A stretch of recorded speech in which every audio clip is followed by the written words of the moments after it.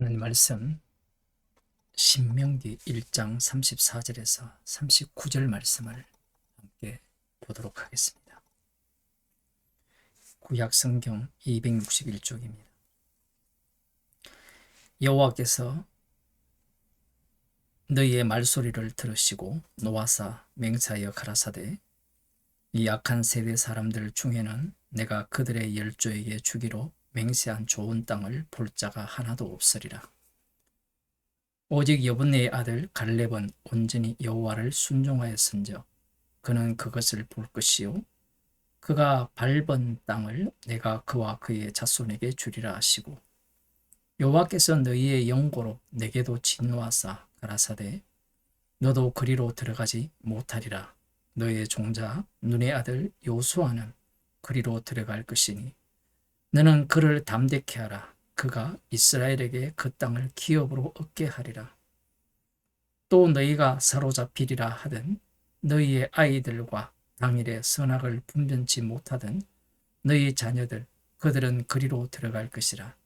내가 그 땅을 그들에게 주어 산업이 되게 하리라. 여호와께서 이스라엘 자손의 말소리를 들으시고 노하셨죠. 민수기 14장에 나옵니다. 이들의 말은 자신들을 위한 여호와가 되어야 된다는 거죠. 하나님의 말씀이 있고 이 말씀대로 되어지는 세상에서 인간은 말씀대로 되어지는 것을 원치 않습니다. 그들이 눈으로 확인한 이후에는 말씀은 눈에 들어오지 않고 자기들의 말이 입 밖으로 쏟아내어지기 시작하는 거죠. 그 말소리를 들으시고 여호와 하나님께서 노하셔서 맹세를 하셨습니다. 맹세라는 이 여호와의 맹세가 앞서에서도 나왔죠. 신명기 1장 8절에 보면 여호와께서 너희의 열조 아브라함과 이삭과 야곱에게 맹세하사 그들과 그 후손에게 주리라 하신 땅이 너희 앞에 있으니 들어가서 얻을지니라. 분명 아브라함과 이삭과 야곱에게 맹세를 하셨다면 그 맹세를 지키시면 될 터인데 그 맹세에 반하는 맹세를 또 하시는 겁니다. 우리가 성경을 읽을 때 납득이 안 되는 부분이 이런 부분이죠. 아브라함과 이삭과 야곱에게 맹세하셨다면 약속의 땅을 주시면 되잖아요. 그런데 이들이 하나님을 향해서 악평하고 원망을 하니까 하나님께서 이들의 소리를 들으시고 노하시고 맹세하셔서 이 악한 세대 사람들 중에는 내가 그들의 열조에게 주기로 맹세한 좋은 땅을 볼 자가 하나도 없으리라. 이렇게 맹세하십니다. 맹세가 바뀌었습니까? 지금 이 말씀이 신명기 말씀이 굉장히 중요해요.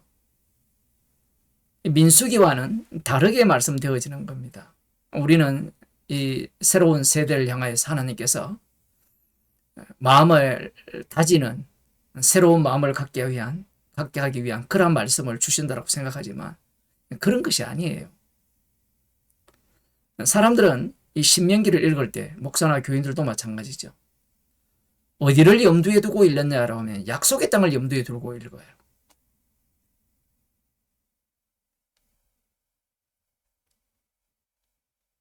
여러분들은 어디를 염두에 두고 성경을 읽습니까? 성령을 받은 사람이라면 십자가에서 출발을 해야 돼요. 십자가에서 출발하지 않기 때문에 이 모든 구약의 말씀들을 어떻게 보느냐 하면 교훈으로 보는 겁니다. 바꾸어야 되고 우리가 지켜야 되고 순종해야 되고 이러한 방식으로 말씀을 이해하는 겁니다.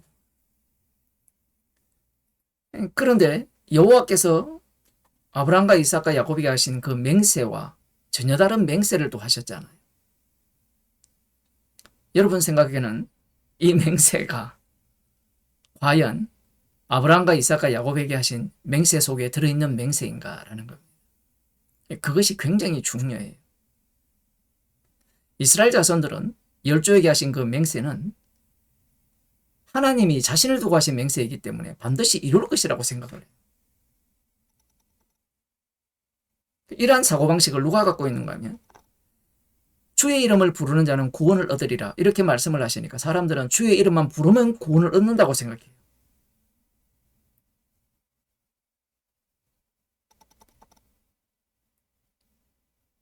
그 말씀 안에는 무엇이 담겨 있는가 하면 절대 못 들어온다. 절대 구원을 못 얻는다. 그 말씀이 담겨 있어요.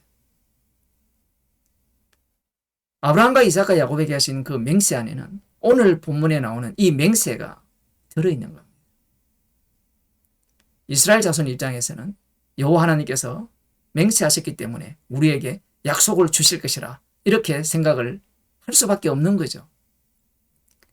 그러나 이 이스라엘을 통하여서 그 맹세 안에는 무엇이 담겨 있는가? 악한 세대 사람들 중에는 내가 그들의 열조에게 주기로 맹세한 좋은 땅을 볼 자가 하나도 없으리라는 이 말씀이 그 안에 담겨 있다라는 거예요. 이렇게 말하면 원래 맹세에는 없었지 않습니까? 자기 쪽에서 인간 쪽에서 말씀을 해석하니까 언약을 해석하니까 그런 식으로 접근을 하는 거예요. 그러나 그 언약이 풀려지는 가운데 그 하나님의 맹세 안에는 악한 세대 사람들 중에는 그들의 열조에게 주기로 맹세한 좋은 땅을 볼 자가 하나도 없다라는 거예요. 악한 세대는 결코 약속을 받을 수 없다라는 거예요. 이게 하나님께서 고소하는 바예요. 악한 세대는 약속의 땅을 못 받습니다. 그런데 이스라엘 자손들은 그 땅을 받을 수 있다고 생각을 한 거예요.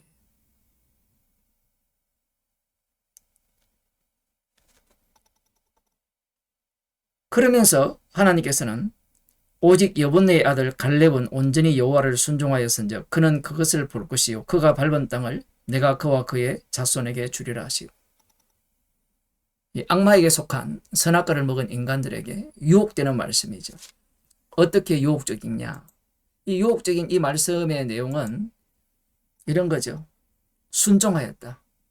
여분네의 아들은 순종하였기 때문에 하나님께서 그를 약속의 땅을 밟게 해 주신다. 이렇게 말씀을 하시니까 우리도 순종하면 천국에 들어갈 수 있지 않겠는가?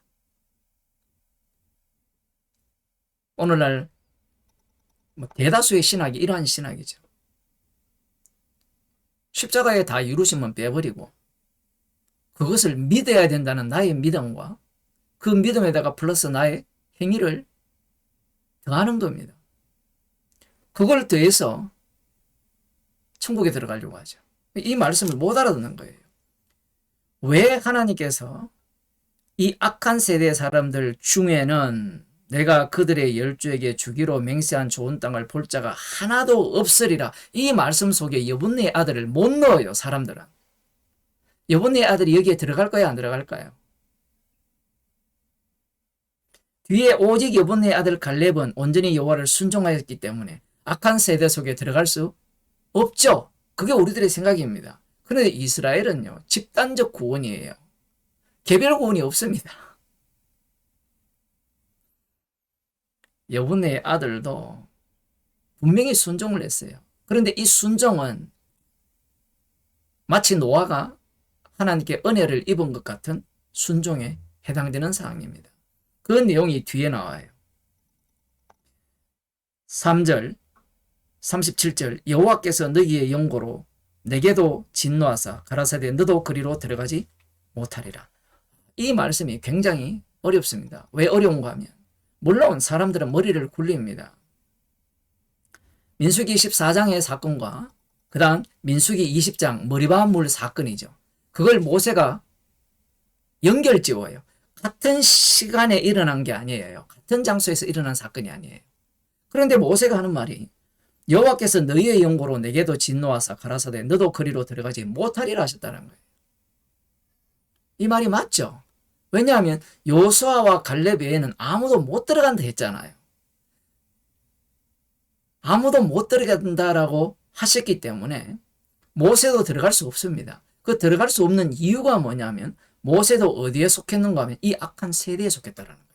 그것이 민수기 20장에 이르렀어야 드러나는 겁니다. 그런데 문제가 뭐냐 하면 민수기 14장 이후부터 우리들이 성경을 계속해서 읽어왔잖아요. 여러분들이 여본네의 아들 갈렙이 이스라엘이 하나님을 향해서 원망하고 대적할 때 나타나는 장면을 보셨습니까? 저는 머리가 나빠가 다 기억을 못해요. 그런데 없어요. 그게 안 나온다고. 왜 안 나올까요? 여본네의 아들 갈렙은 늘 순종하는 사람이었기 때문에 이스라엘이 반역하고 대적할 때 그는 그러한 믿음을 홀로 지키고 있었다. 이렇게 해석하고 싶잖아요. 모세가 악한 세대에 들어갔다라는 것은 여본네의 아들도 똑같이 그 세대에 포함됐다라는 거예요. 그러면 이스라엘의 영고로 여호와께서 모세에게도 진노하셨다면 이것은 하나잖아요. 집단구원이기 때문에 아간의 범죄로 이스라엘의 많은 군사가 여호와에 의해서 진멸당하듯이 마찬가지입니다. 여분네의 아들도 진멸당해야 돼요. 그런데 여분네의 아들은 진멸당하지 않았다라는 것은 하나님의 긍휼이 그 속에 임했다라는 거예요. 여분네의 아들이 순종했다라는 이 말씀은 어떤 내용을 담고 있는가 하면 열조에게 맹세하신 그 맹세 안에 악한 세대에 속한 자들은 결단코 하나도 못 들어온다라는 그 말씀을 뚫었다라고 해야 될까요? 이 두 말씀이 합쳐진 인물이 여분네의 아들 갈렙입니다. 이 말은 여분네의 아들 갈렙이 순종했기 때문에 약속의 땅에 들어가는 것이 아니라 하나님께서 맹세하신 그 맹세 때문에 그 언약 때문에 여분네의 아들 갈렙이 약속의 땅에 들어갈 수 있었다라는 사실을 지금 모세 자신을 언급하면서 말씀하고 있는 거예요.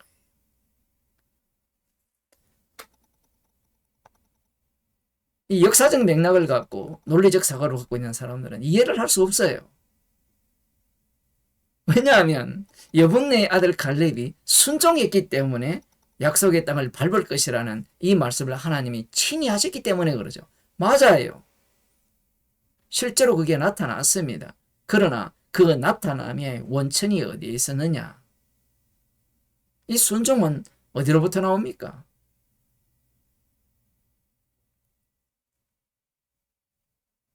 주님의 순종을 보여주기 위한 순종이죠. 그러면 하나님의 은사예요. 선물입니다. 창세기 6장으로 가면 노아는 하나님의 은혜를 입었더라 하자. 은혜를 입었으면 모든 게 은혜예요. 그가 당대의 완전한 자라 해도 그게 은혜예요.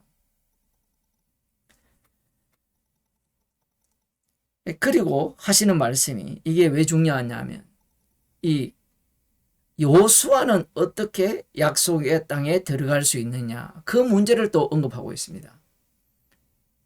그 내용이 뭐냐면 38절입니다. 너의 종자 눈의 아들 여호수아는 그리로 들어갈 것이니 너는 그를 담대케 하여 그가 이스라엘에게 그 땅을 기업으로 얻게 하리라. 따로 이야기를 해요. 여본네의 아들 갈렙과 여호수아를 따로 이야기합니다. 민수기 13장을 한번 볼까요?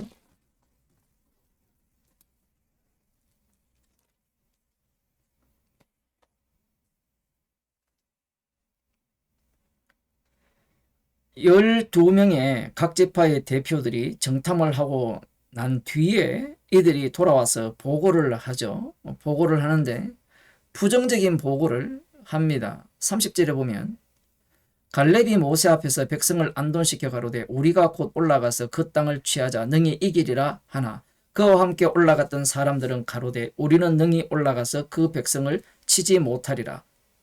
여기에 갈렙만 나와서 먼저 이 이야기를 해요. 여호사와 함께 이야기하지 않습니다.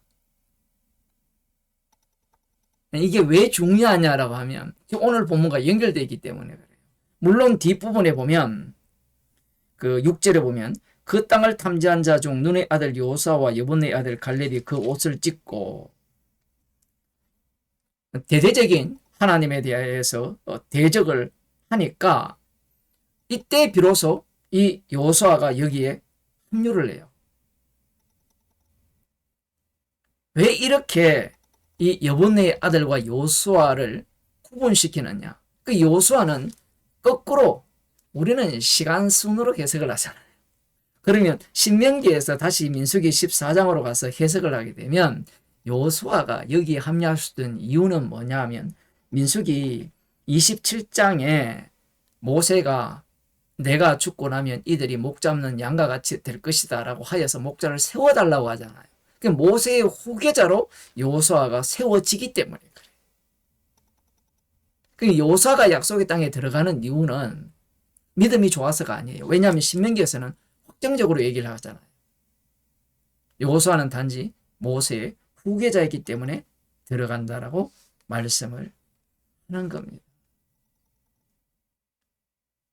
이렇게 되면 어떤 문제가 발생하는가 하면 앞서서 순종했기 때문에 땅을 밟을 것이라, 후계자이기 때문에 들어갈 것이다. 이 말씀이 안 맞잖아요. 이 모든 말씀을 통합할 수 있는 것은 여호와 하나님의 맹세입니다.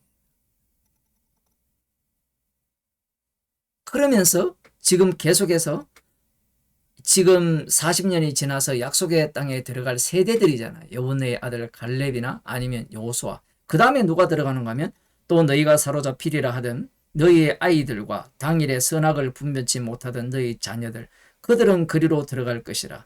지금 이 말씀을 듣는 당사자들이죠. 그러면 이들이 그 당시에 자기의 부모 세대들이 이 아모리 족속에게 사로잡힐 것이라고 했던 그들이 간다라는 이 말을 함으로 말미암아 지금 이 말씀을 듣는 자들이 약속의 땅에 들어갈 수 있었던 이유가 뭐냐 이거예요. 그들이 순종해서 들어갑니까? 그 다음 세대들이 순종했어요? 또 안 맞잖아요. 세 가지가 지금 나왔죠. 하나는 순종해서 갈렙이 들어가고, 두 번째는 모세의 후계자이기 때문에 여호수아가 들어가고, 세 번째는 너희들이 못 들어간다 한 그들이기 때문에 들어간다라는 거예요. 이걸 어느 장단에 맞출 수 있습니까? 우리 인간이. 세 가지 갈림길이잖아요.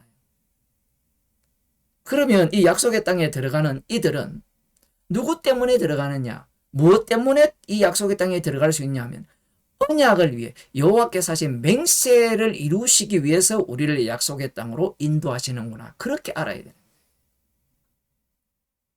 그 맹세 안에는 무엇이 들어있다 했습니까? 악한 세대는 한 사람도 약속의 땅에 들어갈 수 없다라는 것이 담겨 있어요.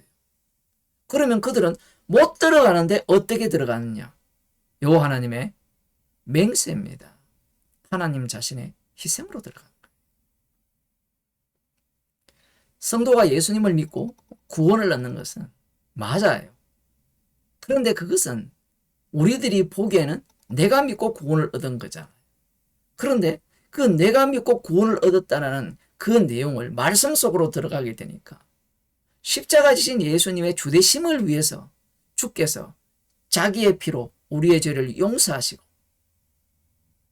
하나님의 자녀로 만드셔서 그 말씀의 세계로 우리를 신이 인도하신 겁니다. 나를 위한 구원은 없어요. 내가 무엇을 행해서, 내가 믿어서, 말씀을 제대로 알아서 천국 갈 수 있는 그런 건 없습니다. 조금 더 확장해서 말씀드리면요. 나의 형편과 나의 지금 상황을 고려하는 말씀은 처음부터 없었습니다. 십자가에 피 흘리신 예수 그리스도를 위한 말씀이고 우리에게 주어진 환경입니다. 성도는 이미 십자가 사건의 완료성 속에서 보고 살잖아요. 그러니 모든 일들이 주님의 피 흘리심을 자랑케 하기 위한 환경인 거예요. 기도하겠습니다. 도무지 구원받을 수 없는 저희들을 새 언약을 세우심으로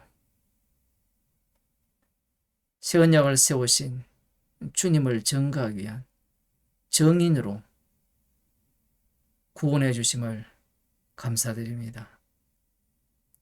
어떠한 나의 행위와 나의 열심과 나의 순종이 개입될 수 없는 구원이요 오직 십자가의 피로만이 이루어진 구원이기에 십자가의 피만을 증거하는 주의 백성으로 살게 하여 주옵소서. 예수님 이름으로 기도드리옵나이다.